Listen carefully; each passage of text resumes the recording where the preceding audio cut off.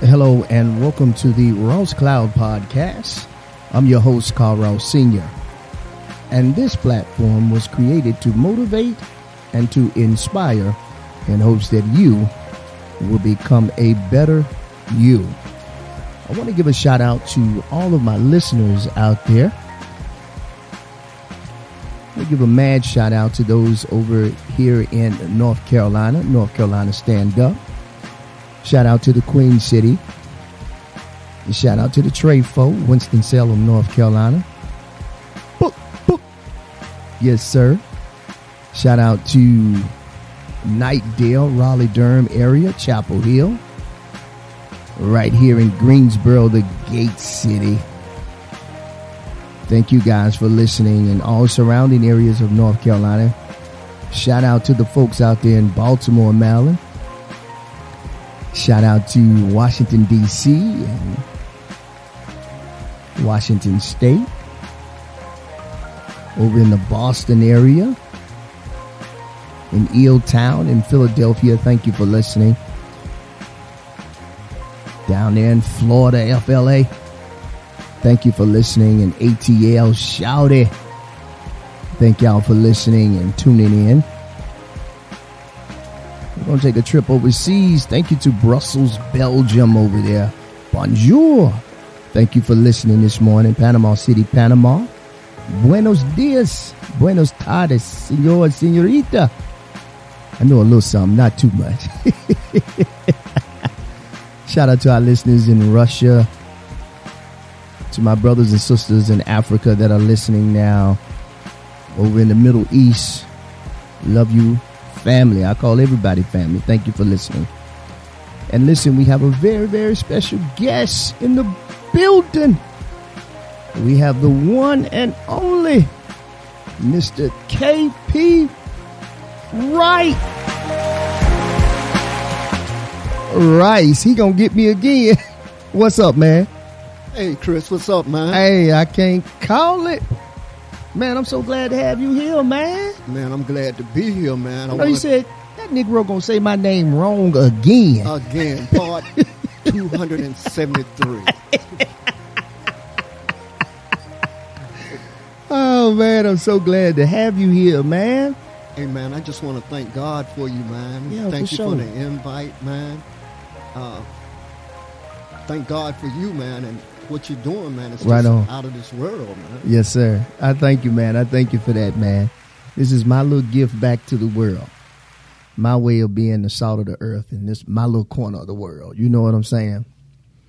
So, man, let's go ahead and jump right on into it. Where you from, KP? Man, I was born in Winston-Salem, North Carolina, Trayfo. Mm-hmm. But spent a lot of my life, majority of my life, in Baltimore, Maryland. Okay. Be more.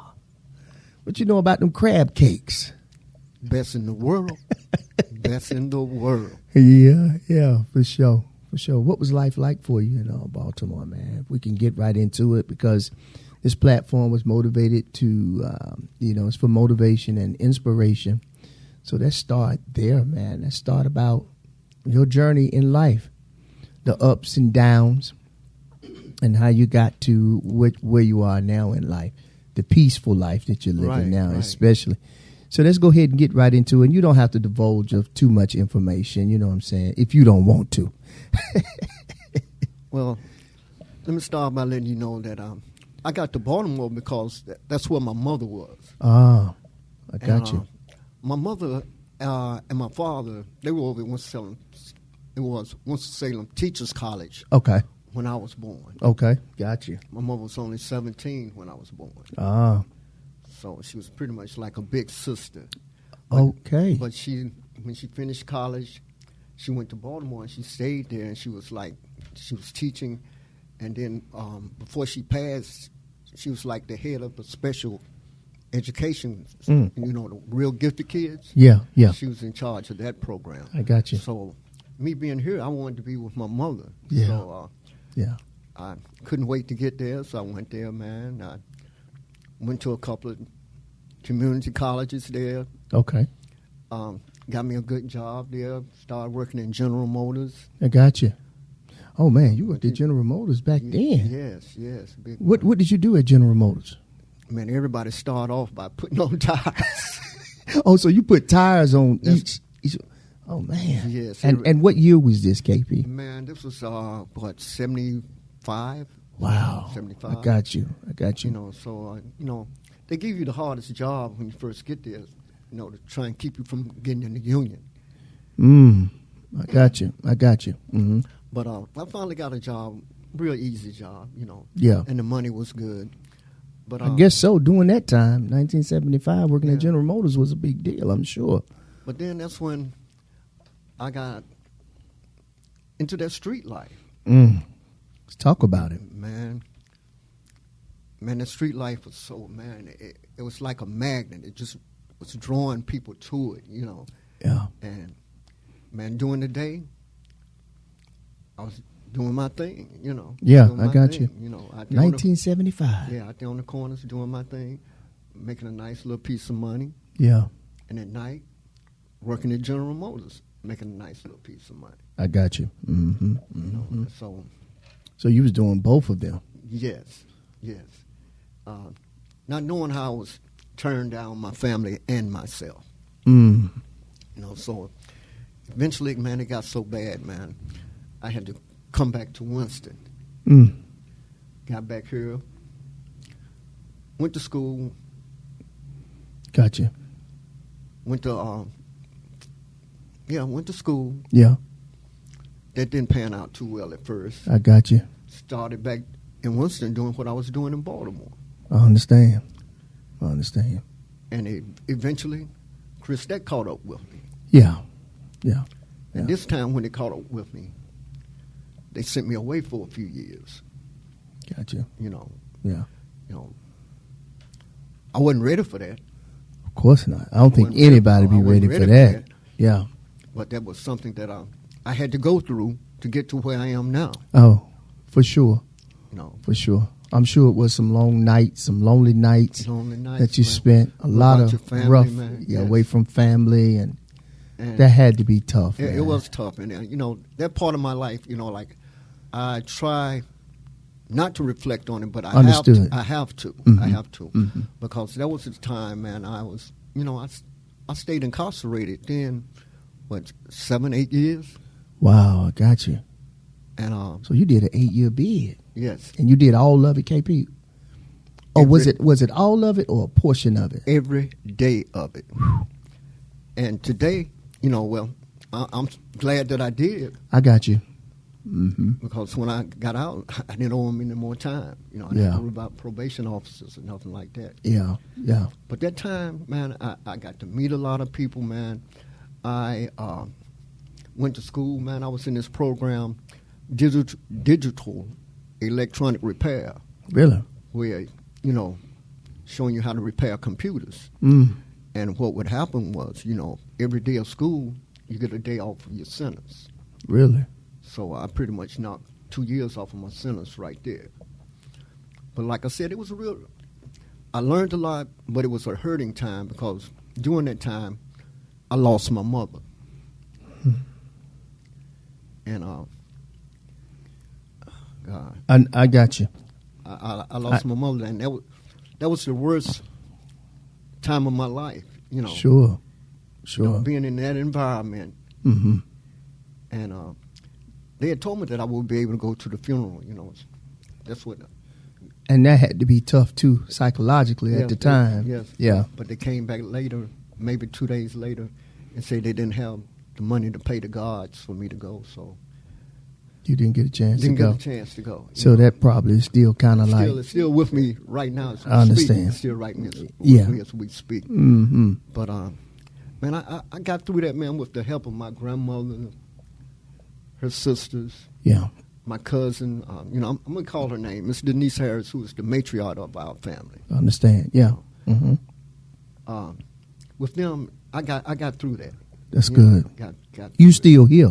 I'm still here. So yeah, still here. I got through that, man. So, man, we're going to make sure you stay here, too. Yeah, and I'm going to be here. That's right. You're going to be here, bro. Yes, sir. I got out, and I got a job. What was transition like for you coming home, KP? What was that like for you, man? Well, this time, Chris, with doing state time, pretty much everybody I met on state I already knew. Oh, Lord, I got you. I got you. It was just the way it was. It was just the way it was. Yeah, like, I got like you. Mm-hmm. Most people I already knew because of the business that I was in and what I was doing. You run into the same people again. I understand. I understand. So that would, they knew me, I knew them, so Mm-hmm. they knew what type of man I was, and I knew what type of people they were. I got you. So that's the way it was. It was just, yeah. It wasn't so bad. But man, got married. Okay. When I got out, I got 3 beautiful daughters. Awesome, man. Awesome. Man, but during that time, after doing well, I guess I was the type of person just doing well just didn't sit well with me. I understand. Man, I understand. Eventually, I went back to do the same thing I was doing before. Wow. Thinking that I could make this money, think I could sell this product. Mm-hmm. I got you. But it got to a point where me selling it wasn't a thing. I was using more than I was selling. Wow. And then I landed it in prison again. But this time, it was Fed time. This was a different animal. yeah. I'm sure. This was a different animal. I'm sure, man. I'm sure. Man, I'm the type people. I'm the type person Mm-hmm. that don't meet strangers. So I was meeting people all around the world in that Fed place. I got you. Yeah. And most of the guys, man, they big time drug king, drug lords. Man, I got you. Yeah. And I just wanted to talk to people and see what it was like. Sure. What their life was like. Yeah. But I learned a lot in there. I met a lot of interesting people. Sure. A lot of people that Sure. I would like to see again. Not in there. Oh no.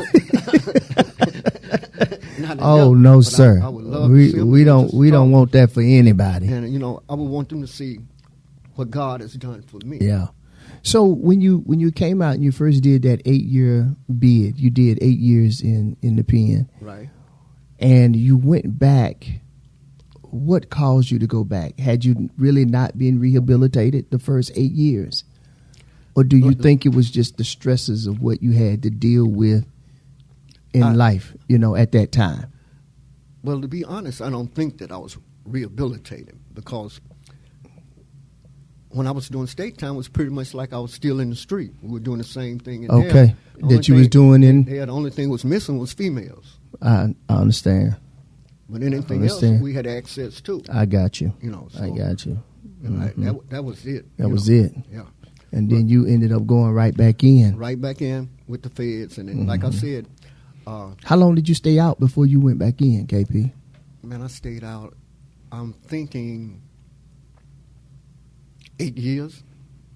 Okay. And then you went back. Then I went back to feds. After those 8 years, after doing 8 years. Yeah, then oh, wow. go back to the feds. Wow, I got you. How long did you doing Fed time? I did 7 feds. So you did a total of 15 years total, state and Fed time. Yes. KP, I did not know that, bro. Yes, sir. Man, sometimes, you don't know. You can't look at people and tell what they've been through. No. I know you've been through something. Yes. I do know that. Yes. I know you have been through something, but I'm also looking at the strength that you have. Because a lot of people doing that kind of time, they don't do so well. They don't do so well coming home. Suicidal thoughts, depression, anxiety. And I'm sure those things are hovering, but you have to fight against those things with the help of the Lord. But that is so true, Chris. Yeah. And yeah. It was, my family, it was my family that constantly, at all times, talking to me, man, let me know that they know who I am. They know how smart I was, you know. So utilize that, Yeah, absolutely. And that's what I did, every class I could take when I was in the feds, I took it. Sure. I took it. I Sure. wanted to stay in somebody's classroom. Mm-hmm. Mm-hmm. That's a good thing. But keep your mind busy. But before all of this, my life was like, man, I I went to the service, Okay. What branch of service did you go in? U.S. Army. Okay. Who are? Yes. Thank you for your service. Yeah, and man, it was my pleasure. Mm-hmm. Man, I got to go places. Uncle Sam took me places that I never would be able to afford to go. Oh, let's talk about it. Where are some of the places that you did go, KP? Man, I went to Germany. Can you speak a little bit of German for us? Come on, give it. Servus, wie geht's dir heute gut, ja? Now listen. Wie heißen Sie, mein Freund? Boy, I love it. I love it. I love it. You know, we have some listeners over in Belgium. Okay. Brussels, Belgium. I don't know if it's the same. They speak French and German, right? Am I right? They speak both, right? Right. So I think that's pretty cool. Can you say hello to the people over in Belgium for us? Servus, mon frans. Ich liebe dich. That boy, man. That's a black German up in here, you know? Boy, don't say that, man. Don't say that. But go ahead, brother. Go ahead. But yeah, man, I did the time, I did things sort of backwards because I went to the service. Mm-hmm. Then when I got out the service, I went to school. I went to college. Okay. You know, I got you. I would start off at small college, technical college, Forsyth Tech. Got You okay? You okay? got my degree in manufacturing, engineering, and technology. Come on, brother. Yeah, then I left there and went to A&T. No, you didn't. Aggie Pride. Worldwide. Aggie Pride. And when I got there, man, I got A&T. I was in advanced junior, so I really didn't have any hard courses. I got you. So I finished there, man, about a year and a half in that industrial technology program. Yeah, come on, brother. Now, see, this is so beautiful. I want you to know you're inspiring people, and not to the point where we're saying it's okay to go to prison and do, you went backwards. Right. And of course, you made some mistakes, but look at who you are, though. Look at who you are. I mean, brother, you speak German. Not too many people speak German. And so I think that's to be commended, and you can't judge a book by its cover. And I thank God for my journey. Come on. But I also got to be a realist. Yes. I'm sorry. I also got to be a realist. Yeah. Man, I thank God for people like you. From day one, I knew who you were. From day one. Well, brother, at the time, I didn't. I did. I knew you. I thank you for that. No, seriously, I'm jokingly, I did, man. I knew. And we hit it off right away, man. We really did, right man. Away. And I knew you were blood before you even said anything, man.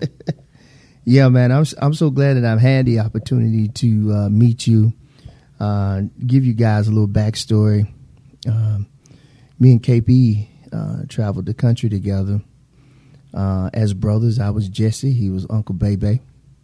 And we was on state nationally acclaimed, should we say, Daddy's Boys. Yes. And we traveled the country together, and we played as brothers. Right. And it was just a cool moment because we really had established that type of bond, that type of rapport with each other. We were close even before the stage play began.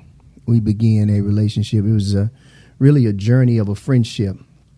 And the character that we both played was kind of identical to what our real life was like, which was, it was so crazy how we met, and the story, my backstory of some of the personal things that I've gone through, but just to look at how the stage play was actually what I was going through.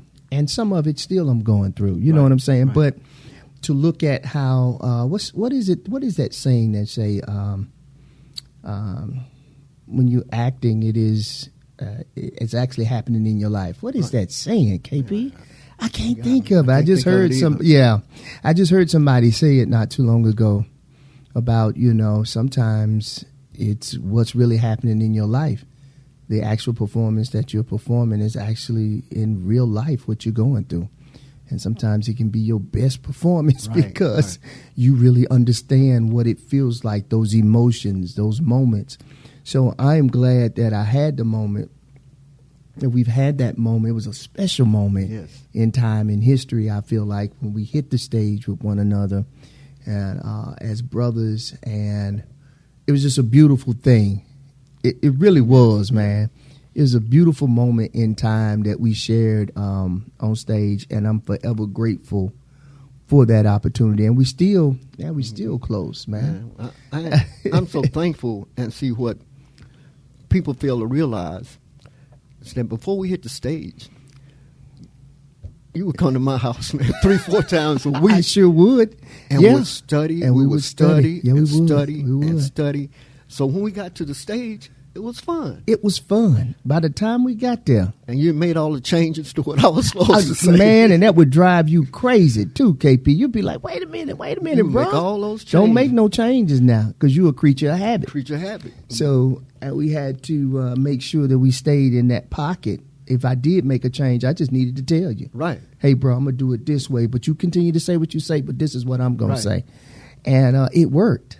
Man, but you were so adamant about what you were doing, man. And, and the only person that I know that had that skill and had that, man, ferocity like you had as far as studying was Pumpkin. Oh, yeah, I remember. Yeah. Now, he would study. Jerome, man. Sir. He would really study. He really would, wouldn't he?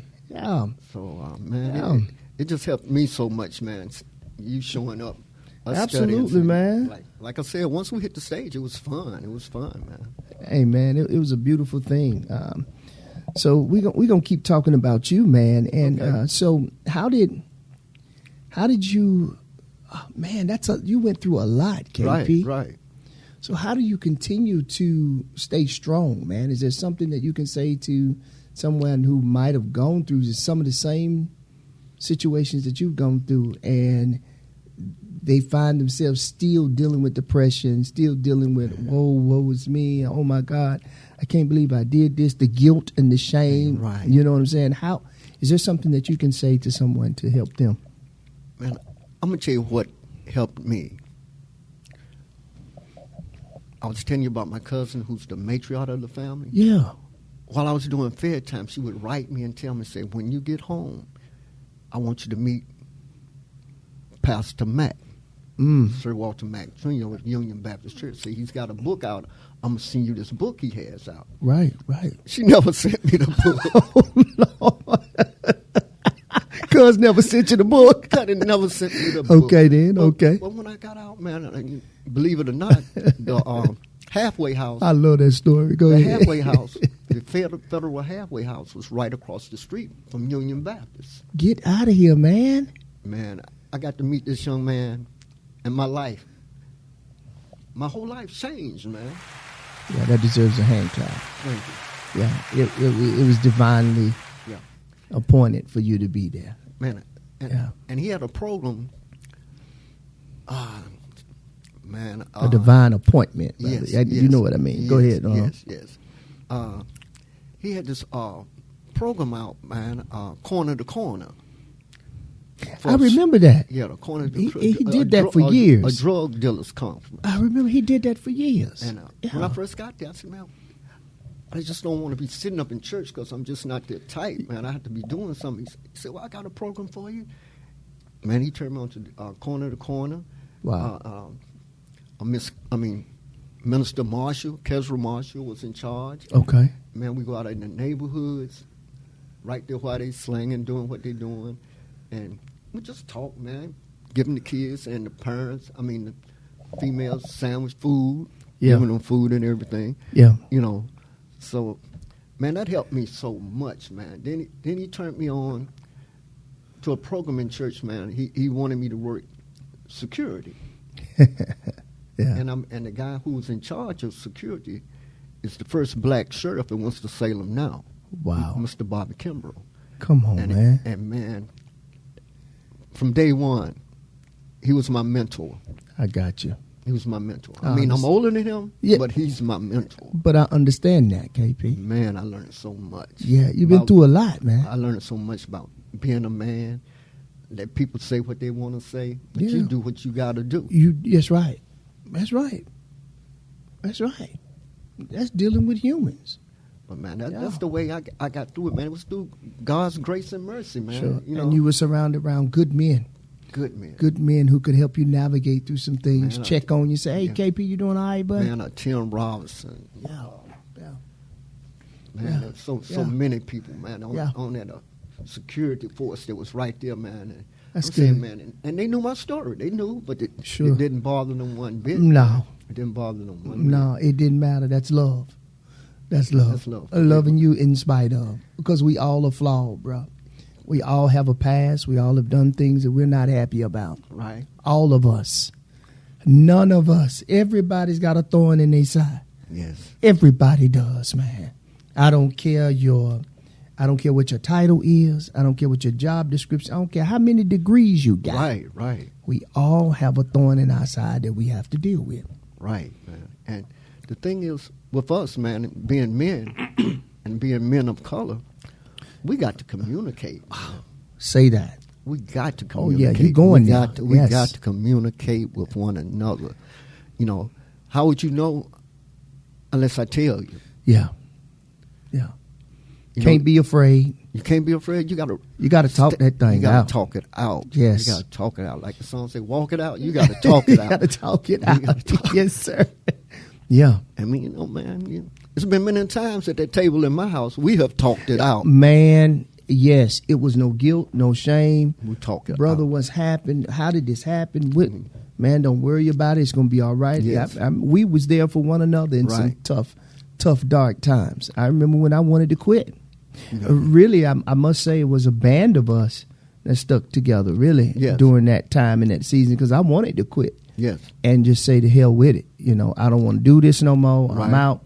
But it was something about the encouragement. It's something about the push. And I love the fact, and again, communicating. Can't be afraid to say what exactly is going on with you and be okay with whatever somebody has to say. And that's true. Because it don't matter. That's so true. It really doesn't. Because a lot of times we let people, what they say, affect us. Yes, and it shouldn't. It shouldn't. Not at all. It shouldn't. If you're real, you know, and I thank God that I got some real people in my life. Yes.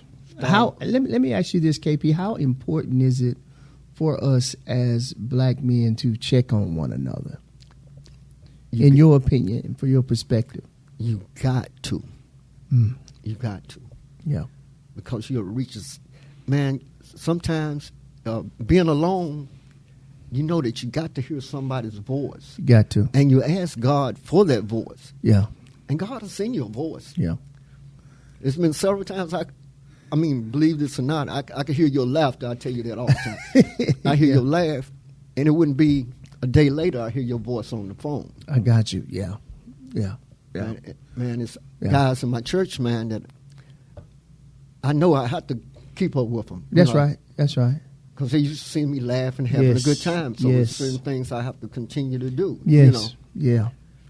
And I think that's wonderful, man, that you said that. You know, it's just important that we check on one another, make sure everybody's okay, because sometimes you're not okay. You're not okay. There is a taboo in our community, especially for black men. We don't like to talk about what's going on. No. We have so much pride that we're willing to take whatever that is on the inside. We want to take it to the grave instead of really facing the actual hurt or the problems or the trauma that we're dealing with. Right. And we end up really not living a life of fulfillment, not even being happy, bro. Yes. You know what I'm saying? Well, I'm going to say no matter what it is or how it is, you got to find that one person. One person. Just pray and ask God, is that person? Yeah. If that is the person, find that one person that you can confide in. Yeah, you need somebody to talk to. You got to talk to somebody. Yeah. And just hopes that the prayer is just what he said. You want somebody that's going to be able to talk to you and be able to listen, someone to be able to listen, but also be able to convey to you how to redirect the behaviors that you're having, or the problems that you're having, whatever it is. You know, we all got issues, but it's okay to have a good, solid friend to talk to and say, hey, man, you know, I just need to talk. Right. And I just need, you ain't even got to say nothing. Right. Can you just listen for a second without judgment, without pointing the finger, you know? Man, and sometimes, man, you cannot pick and choose who that person can be. That information can come from anyone. Man, if it's going to save your life, you don't care who the person is. Yes. And God knows that information they're giving you might be saving your life. Yes, sir. That very information. It can be just something as simple as, you know, man, go get some help. Right. Man, here's some resources. Here's some important resources that can help you with this situation. Or sometimes we help somebody just by the word of our testimony or what we have gone through. That's where that full transparency come in. You can't be afraid to share with your brother, especially if somebody come to you with something that you know you've gone through. Right. That is your moment to cast that net and bring them in and say, hey, man, I've been there. Yes, that's why God wanted you to go through it. That's why God wanted you to go through. But here is how you can overcome. Yes. Here's some ways. Here's some things that I did to help me.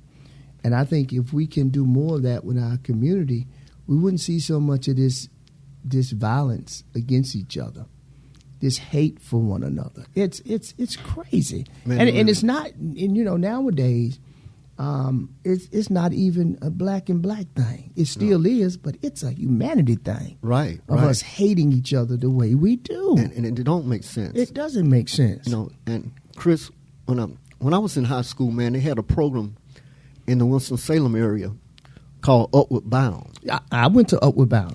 And what they would do, Dr. Blunt, man, brilliant, man. He got Not here in Winston-Salem. Okay. My mom went to Albany State College, Albany State Rams, down there in Albany, Georgia. But we was a part of that program. Right. Go ahead. Man, and what he did, he went to all the high schools, got the young men. Yes, sir.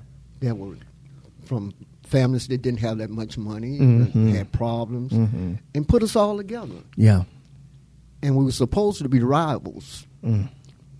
If I went to a rival school, my roommate would be one of my rivals. I got you. And we became friends. Yes. We became best friends. I'm with you. So all that gang stuff, I didn't know anything about it because of the program called Upward Bound. I got you. You know, and God knows it helped. It helped so much in this city, man. But this gang activity now, man, see, I got grandkids and I have to let them know. Yeah. You know, let me tell you something, KP. I remember growing up, and we grew up. We was over there we was in Greenway, 3033 Greenway Avenue is where we were, up there on the top of Patterson and Coliseum. Is that Coliseum, Patterson, where they intersect? Right.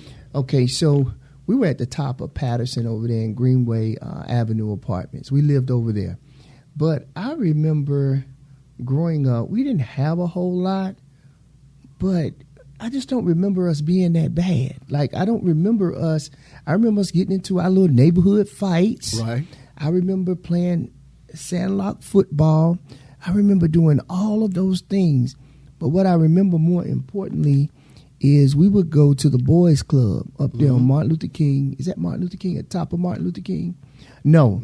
Yes, it is. Yes, it is. It used to be up on the top of Martin Luther King Drive. Salvation Army. It's Salvation Army now. Right. Well, it used to be the boys club back in the day. Right. And I remember we used to go to the boys club, and I just don't. We would get into fights, you know, regular kid stuff. Right. But you lived. You lived to go home and talk about it. You lived to really start laughing and talking about it. The normal things you go through. Kids pick on you if you got on ugly shoes or whatever. Right. I mean, the normal stuff.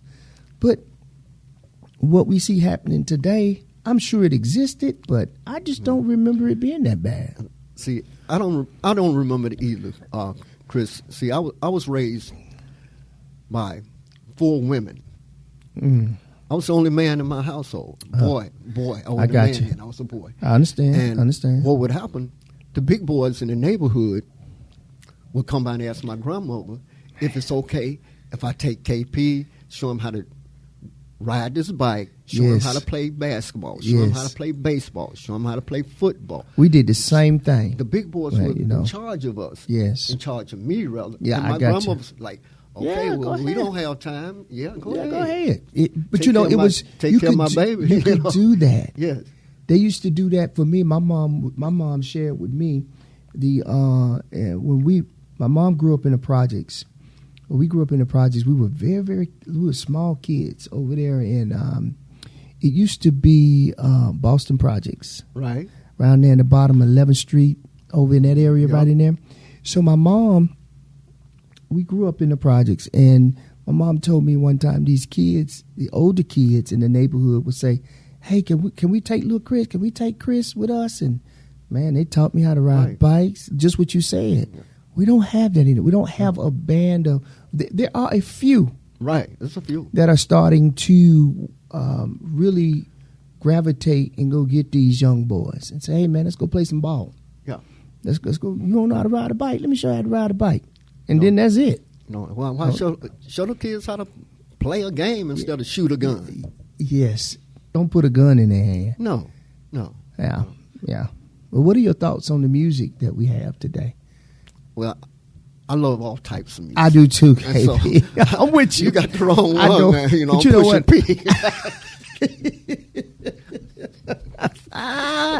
Oh Lord! Yeah, I'm just Gunna getting ready to do some time, come though, on, man. you know, don't put that on Gunna, man. I know, man. I hope he don't. That's but my boy, man. I hope he don't, man. But I love all types of music. I do too, man. Know, like jazz. Oh man, I know you're a huge jazz fan, man. But I got to listen to rap. I got to Keeps because you I motivated. got grandkids. And you know what else though? You can understand the difference between entertainment and the difference between real life too. Yes. And as adults, I think it's so important that we explain that to our kids because they're gonna listen to it. We listen to it. Yes. We listen to it. I did. And my mama said, why y'all listening to that? We listened to it. We couldn't probably listen to it.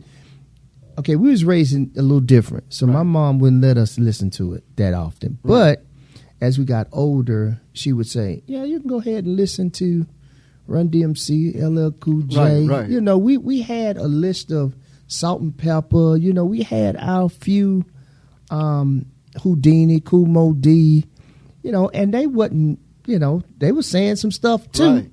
But I remember my mom saying, now you do understand that there's a difference between this entertainment. Right. And because my mom is an English teacher, she understood literature. Right. So she could understand that, hey, this is just art. Right. There's a difference now. Okay, this is art. This is entertainment through art and through literature, through writing and speech. Okay, they're using these words to entertain. Yes. Now, some of them may be living it, but it is to entertain you. They're storytellers. Right. And you're listening for that. Know the difference. So we grew up with that.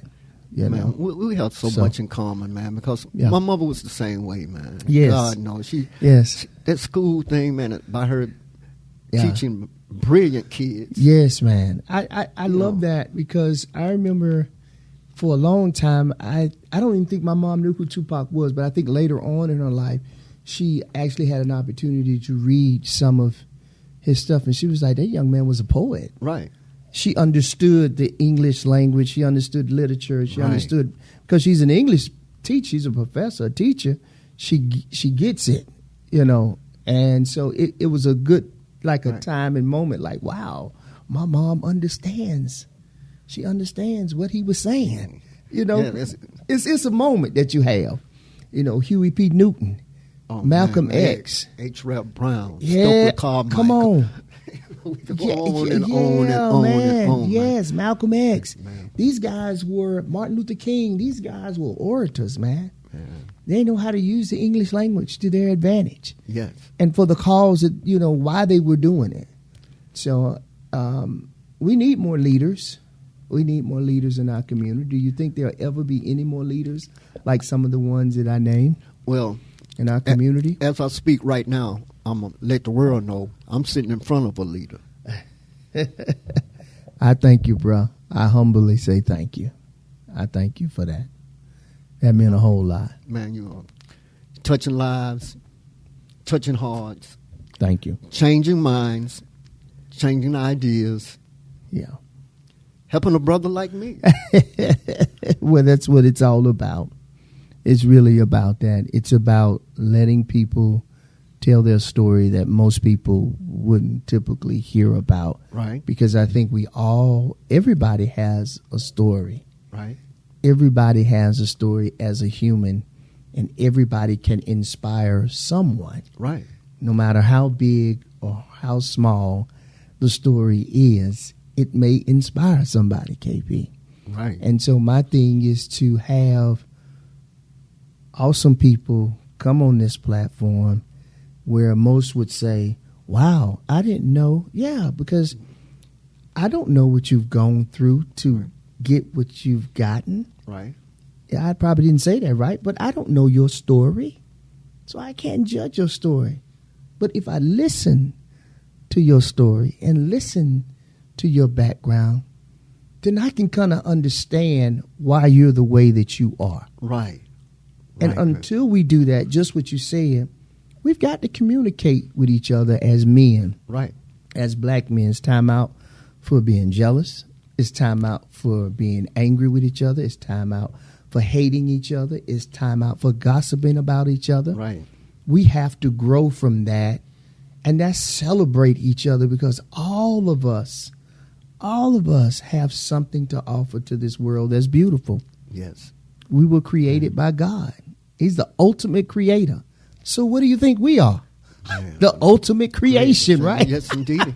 Yes, and we can create in this world. So all of us have something to give back to this world that's beautiful, because we were created by God.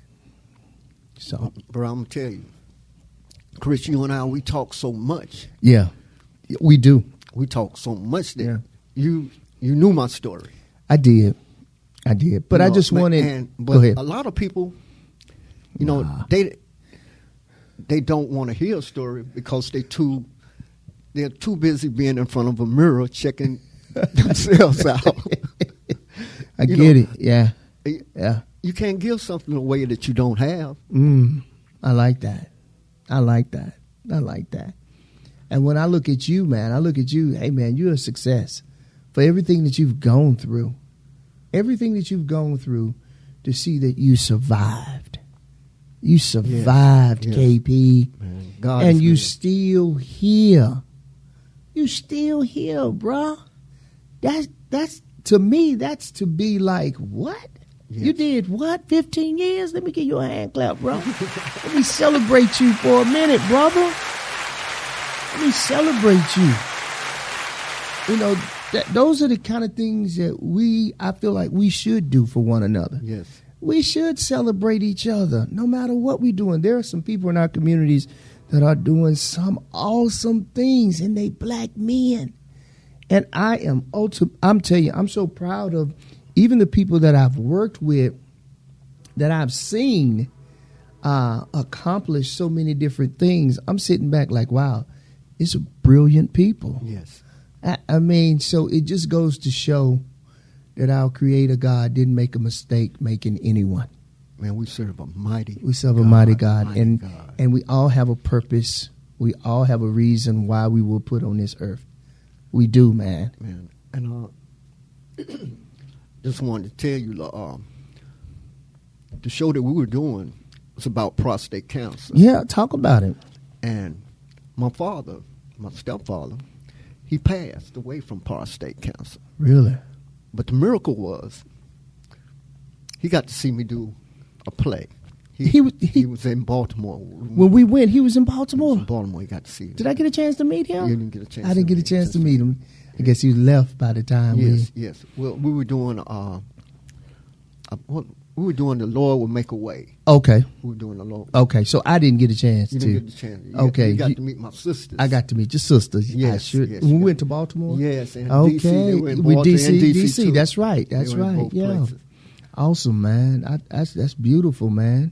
Yeah, that prostate cancer is something else, man. 1 in 7. What is it? 1 in 7 1 in black 7. men pass away from prostate cancer.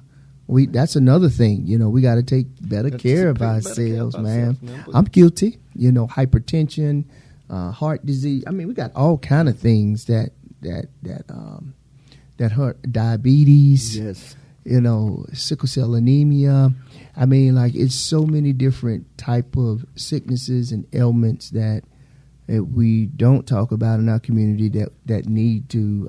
There needs to be some type of awareness. Yes, a lot of work. Mental illness. There's a lot of work to be done on a whole. We've got to get rid of the stress. We've got to number one, love ourselves. Yes. We've got to love ourselves, and we've got to learn to love each other. KP, this has been just a joy and a pleasure talking to you, man.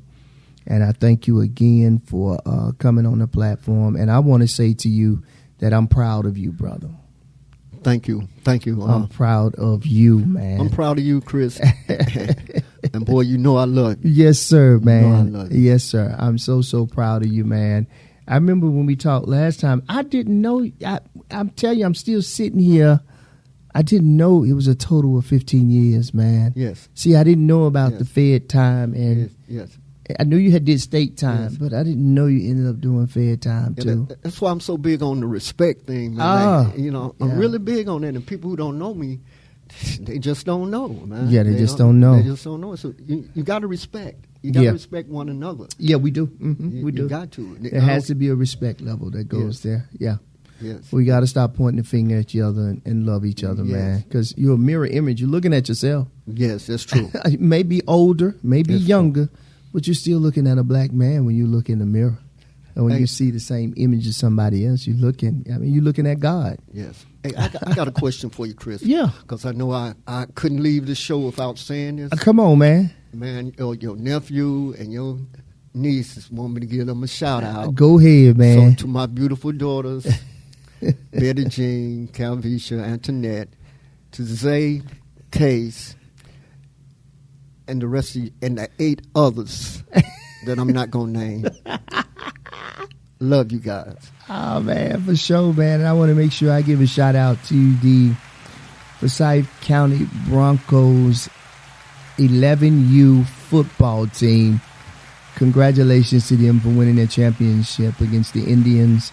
And to my son, Nico Ross, man, congratulations, man. I told you was a champion, man. You know it. That's my nephew. I told you was a champion. So congratulations to them. And congratulations to everyone that has graduated from college, from high school, to all of those folks who have just doing some phenomenal things in their life. Hey, man, we love you and we thank you.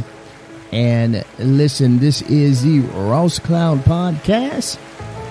And I hope that we have said something today to motivate and to inspire you in hopes that you will become a better you.